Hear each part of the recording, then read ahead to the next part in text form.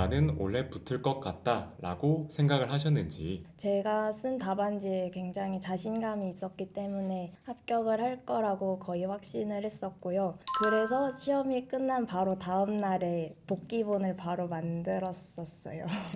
저는 좀 다른데요.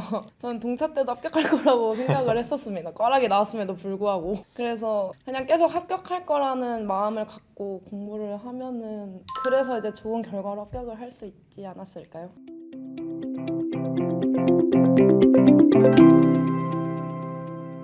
네, 안녕하세요. 한빛에서 특허법을 가르치고 있는 특허법 한 큐에 끝내다 박규민 변리사입니다. 안녕하세요. 저도 한빛변리사학원에서 상표법 강의하고 있는 59기 수석 김주환 변리사입니다. 안녕하세요. 저는 60기 합격한 김효정입니다. 안녕하세요. 저는 60기 합격한 조정윤입니다. 네, 그럼 저희 이제 마지막으로 하이라이트 코너인 OX 밸런스 게임을 시작해 보도록 하겠습니다.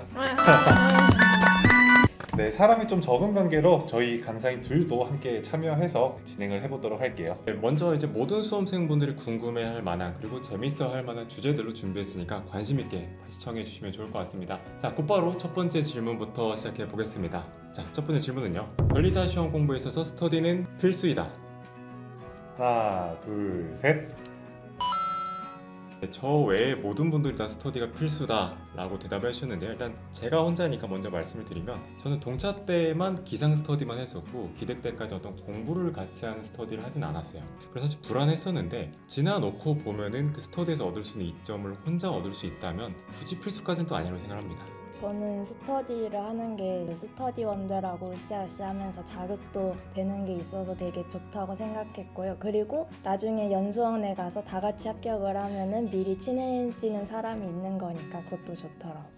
저 같은 경우도 동차 기득 때 스터디를 많이 했었는데 그 주한님처럼 기상 스터디, 쓰기 스터디, 목차 잡기 아니면 이제 캠 스터디 이런 것도 많이 했고 뭐 밥터디라고 해서 이제 점심 같이 먹는 것도 했었는데 저는 다행히 그 스터디원들이 모두 합격해서 연수원 생활도 재밌게 할 수 있었습니다. 네, 저도 이제 학교에서 스터디를 구해서 했었고 기득 때부터 했었습니다. 스터디원들이라고 하면은 뭐 양진아 변리사도 있고 송희정 변리사도 있는데 네, 저도 이제 사실 그분들 덕분에 합격을 한 것 같아요. 이제 제가 조금 많이 계획을 잘 못 잡는 편이었는데 그분들이 좀 방향도 설정을 해주고 많이 답안지 피드백도 해줘서 도움이 많이 되었던 것 같습니다. 이렇게 해서 정리가 되었고요. 이제 두 번째 질문 해보도록 하겠습니다. 두 번째 질문은요. 답안지 작성에 있어서 학설과 검토는 필수이다. 하나, 둘, 셋. 효정님만 필수다라고 답변을 해주셨어요. 그 이유가 있을까요? 근데 이게 과목 따라 다를 것 같은데 민사소송법은 당연히 필수고요. 그 특허랑 상표도 필수기랑 암기만 된다면은 쓰는 게 좋다고 생각은 하는데 근데 그것 때문에 사안포섭이 무너진다거나 그러면은 안 되는 것 같습니다. 저 같은 경우는 학설 검토를 쓸 시간에 판례랑 사안포섭에 더 집중하고자 했어서 이것도 당연히 특허랑 상표법에 관련한 것이고요. 네, 그래서 저는 사실 귀찮기도 했고 판례를 더 길게 쓰거나 노력했던 것 같습니다. 저는 이제 사실 학설 검토를 수업 시간에 썼으면 좋겠다라고 말을 해요. 왜냐면 이제 효정님께서 말씀하신 것처럼 전 답안지 분량이 좀 다채롭게 들어가는 걸 좋아해서 학설 검토 쓰는 거 좋은데 이제 사실 필수다는 말은 조금 반대예요. 왜냐면 이제 판례랑 사안포섭만 잘해도 저는 충분히 원하는 점수는 받을 수 있지 않을까 생각을 해서 필수다는 아니지만 있으면 좋다라고 말씀을 드리겠습니다. 저도 박규민 변리사님과 같은 생각입니다. 필수까지는 아닌데 적을 수 있는 여력이 있다라거나 한다면 적는 게 좋다고 생각이 들고요. 다만 그 암기의 부담을 줄이기 위해서 저는 키워드 위주로 암기를 하고 특허와 민사소송법에서는 특히 더 드러냈었던 것 같습니다. 네, 그렇게 두 번째 질문까지 살펴보았었고요. 이제 세 번째 질문 또 나아가 보도록 하겠습니다. 세 번째 질문은요. 답안지 작성에 있어서 분량이 중요하다 아니다입니다. 자, 하나, 둘, 셋. 이번에는 강사와 분들이 갈리게 나왔는데 혹시 60기 분들께서는 그게 아니다라고 생각하신 이유가 무엇인지? 제가 그 어떤 합격 수기를 봤었는데 그분이 몇 기셨는지 잘 기억이 안 나는데 15.5페이지를 쓰시고 그 민사소송법 수석을 하신 분이 계셨어요. 물론 제가 그분은 아니지만 그걸 보고 이게 포인트 논점들만 딱 잡으면은 분량은 중요하지 않을 것 같다라고 생각을 했습니다. 그리고 뭐 저 같은 경우는 쓰고 싶은 건 다 쓰긴 했는데 그게 꼭 분량을 많이 써야지는 아니었었습니다. 저는 오히려 반대인 게 김지현 변리사님 수석님도 계시지만 저는 사실 이 변리사 시험이 저희가 1등을 향해 달려가는 시험은 아니라고 생각을 해요. 1등을 향해 달려가는 시험이라기보다는 저희가 좀 더 합격할 수 있는 확률을 높이는 방향으로 달려가는 게 좋다고 생각을 하고 좀 안정지향적인 사람이라 좀 안정적으로는 그래도 분량이 많으면은 어느 정도 합격할 확률이 조금 올라간다라고 생각을 해서 저는 이제 수강생들한테도 좀 분량에 대한 강조를 많이 하고 있긴 해요. 저도 박규민 변리사님이랑 같은 생각입니다. 물론 16페이지만 쓰더라도 합격하는데 사실 전혀 지장은 없죠. 잘 썼다라면. 그렇지만 만약에 고득점을 합격하고 싶다 혹은 합격의 여력을 좀 더 높이고 싶다라고 했을 때에는 쓸 수 있는 답안지는 쓸 수 있을수록 좋다라고 생각이 듭니다. 물론 주의해야 되는 것은 아무 의미 없는 내용으로 양을 불면 안 되겠죠. 의미 있고 문제풀이 필요한 내용으로 쓸 수 있다라면 분량이 많은 게 저는 또 하나의 좋은 전략이지 않을까 생각이 듭니다. 수정님은 어떻게 생각하시나요? 저도 최근에 채점을 하면서 느낀 건데 쓸데없는 일반론으로 양을 불리려는 사람들이 되게 많았어서 준원점이랑 사안포섭만 잘해도 그 필요한 점수는 거의 다 받을 수 있다고 생각을 해서 답안지의 분량은 그렇게 중요하지 않은 것 같습니다. 의견이 갈리긴 했지만 어느 하나의 의견이 다 틀렸다라기보다는 다 맞는 말이고, 그래서 수험생분들께서 들으시기에는 각각의 의미를 파악하셔서 적절하게 수용하시면서 전략을 선택하시는 게 좀 더 바람직하지 않을까라고 생각이 듭니다. 다음으로 네 번째 질문으로 넘어가도록 하겠습니다. 변리사 시험을 워낙 많은 양의 글씨를 써야 되는 시험이다 보니까 이것도 논쟁이 많아요. 네 번째 질문은 변리사 시험에 있어서 글씨가 중요하다. 하나, 둘, 셋.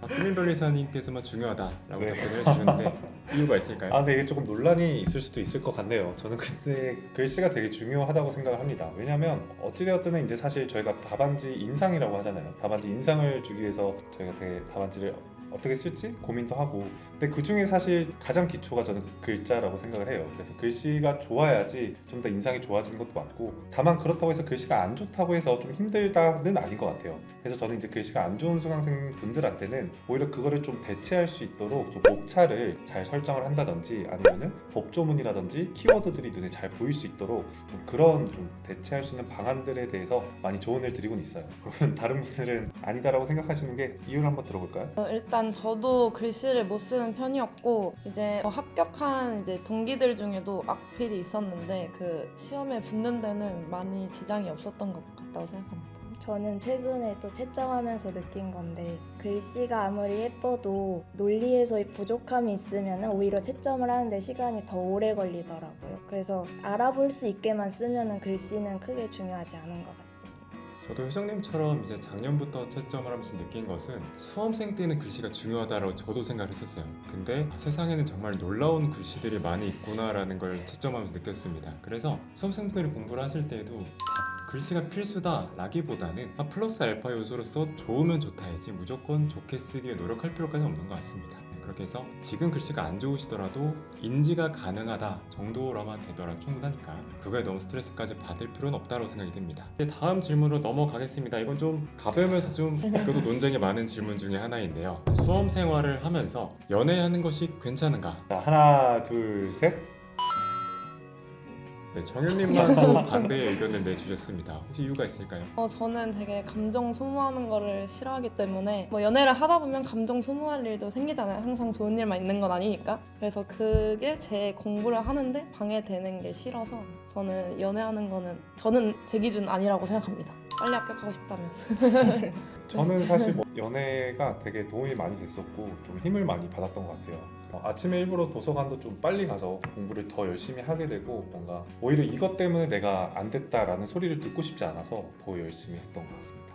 저는 박규민 변리사님과 다르게 연애를 하진 않았었습니다. 그럼에도 불구하고 동그라미다라는 답변을 올렸는데 오히려 저는 서로에게 힘을 될 수 있는 사이이고 신뢰가 있는 상황이라면 오히려 박규민 변리사님이 말씀해 주신 것처럼 동기부여가 될 수도 있고 지칠 때 쉼이 될 수도 있기 때문에 조절만 할 수 있다면 괜찮다라고 생각이 듭니다. 저도 수험 생활하면서 연애를 하진 않았지만 그 오를 든 게 주변에 연애를 하면서 합격한 사람도 되게 많이 봤고, 그래서 공부에 지장이 가는 정도가 아니라면 연애가 되게 좋은 동기부여가 될 수도 있겠다는 생각을 했습니다. 너무 좋게 답변을 해주셨습니다. 5가지 질문까지 살펴봤었고 마지막 질문을 해보도록 하겠습니다. 이것도 약간 재미있을 수 있는 질문이 되겠는데요. 모이신 네 분이 모두 다 합격하신 변리사가 되셨죠. 그런데 수험생 당시에 나는 원래 붙을 것 같다 라고 생각을 하셨는지 대답해볼까요? 하나, 둘, 셋.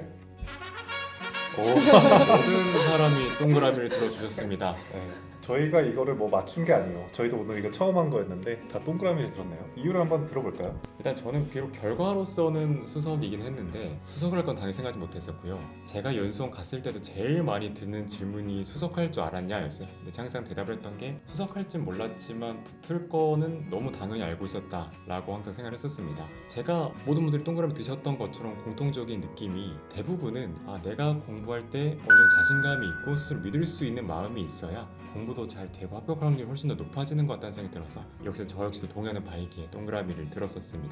저도 수험생활 때 모범 답안을 많이 받기도 했고 제가 쓴 답안지에 굉장히 자신감이 있었기 때문에 합격을 할 거라고 거의 확신을 했었고요. 그래서 시험이 끝난 바로 다음 날에 복기본을 바로 만들었었어요. 저는 좀 다른데요. 저는 동차 때도 합격할 거라고 생각을 했었습니다. 꽈락이 나왔음에도 불구하고. 그래서 그냥 계속 합격할 거라는 마음을 갖고 공부를 하면은 그래서 이제 좋은 결과로 합격을 할 수 있지 않았을까요? 이제 동차 시험 때 저도 이제 뭐 정윤님과 마찬가지로 붙을 것 같다는 생각을 했었는데 시험 점수가 괜찮게 나왔었어요. 괜찮게 나왔었는데 그래서 약간 저는 GS에서는 내 점수가 통하지 않지만 실제 시험에서는 통하는 것 같다라고 생각을 했었고 난 잘하기 때문에 붙을 것 같다 라고 확신을 가졌던 것 같습니다. 너무 좋은 답변 해주셨습니다. 사실 마지막 질문이 그냥 가벼운 분위기를 위해서 준비한 질문이었는데 아주 중요한 답변들이 나온 것 같아요. 이 시험을 준비하는 데 있어서는 스스로 믿는 게 가장 중요하구나 라는 걸 한 번 더 깨닫게 되는 것 같습니다. 그래서 수험생 여러분들도 공부하실 때 힘드시고 스트레스를 받겠지만 그럼에도 나는 잘하는 사람이다 라는 믿음을 잃지 않으신다면 훨씬 더 좋은 수험생이 될 수 있지 않을까라는 생각이 하게 되는 것 같습니다. 저희가 준비한 밸런스 게임은 이제 여기까지가 다 마무리가 되었고요. 어떠셨나요? 재밌었어요. 그럼 아주 다행인 것 같습니다. 이제 시청하시는 수험생분들도 재미를 느끼셨기를 바라고요. 이제 저희가 준비한 코너들은 다 마무리가 되었는데 저희가 이 영상을 수험생분들을 위해서 준비한 만큼 한 분씩 수험생분들을 위한 조언이나 응원의 한 줄씩 한번 해보도록 할까요? 먼저 박규민 변리사님부터. 네, 일단 사실 이제 시험이 정말 얼마 안 남았어요. 그래서 많이 떨리시고 할 텐데 이제 본격적인 준비 기간이 다가오니까 저희가 다 합격할 것 같다고 생각을 했지만 저도 사실 이제 가끔 떨어지면 어쩌지라는 생각이 들긴 했었거든요. 근데 그럴 때마다 그 생각은 내 점수를 올리는데 도움이 되지 않는다 라는 생각으로 바로 떨쳐내시고 오히려 그때 판례를 하나라도 더 외우는 게 여러분들의 합격에 좀 더 도움이 되지 않을까 싶습니다. 다들 마지막까지 포기하지 마시고 끝까지 화이팅 해주세요. 네.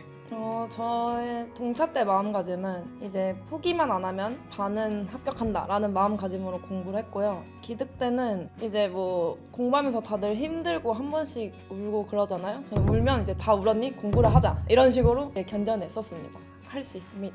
이제 겨울도 지나고 따뜻한 봄이 와가지고 졸릴 텐데 공부하시느라 정말 고생 많으시고요. 꼭 합격하시길 바랄게요. 화이팅! 공부를 하고 계신 수험생분들을 일단 존경한다라는 말씀을 정말 진심으로 드리는 바입니다. 정말 어려운 시험이기 때문에 그 과정에서 힘듦을 저희 네 분이 모두 다 알고 있어요. 그래서 그 과정을 갖고 계시는 여러분은 다 존경한다 라는 말씀 드리면서 저희가 변리사 시험 사실 다양한 목적이 있겠지만 최종적인 목적은 행복해지기 위함이라는 생각을 갖고 있습니다. 그래서 여러분들 공부하시면서 스스로 깎아내리지 마시고 내가 무조건 행복하자라는 마인드로 행복하기 위해서 공부를 하고 있다는 생각으로 끝까지 긍정적인 마음으로 공부를 하셨으면 좋겠습니다. 그리고 저희는 계속해서 변리사로서 기다리면서 후배가 되시 여러분들 기다리고 있을 테니까요. 계속해서 응원하면서 화이팅하는 메시지를 마지막으로 남겨보도록 하겠습니다. 자, 하나, 둘, 셋. 화이팅! 네, 저희가 준비한 코너는 다 마무리가 되었습니다. 저 김주한 변리사와 박규민 변리사님은 또 실전지에서 기초지에스 등에서 뵙도록 했고 또 오늘 자리해주신 조정현 변리사님과 김효정 변리사님께서는 업계에서 기다리도록 하겠습니다. 수험생 여러분들 계속해서 응원하고 있을 테니까 저희는 또 다음 기회에 만나 뵙도록 하겠습니다. 감사합니다. 감사합니다. 감사합니다.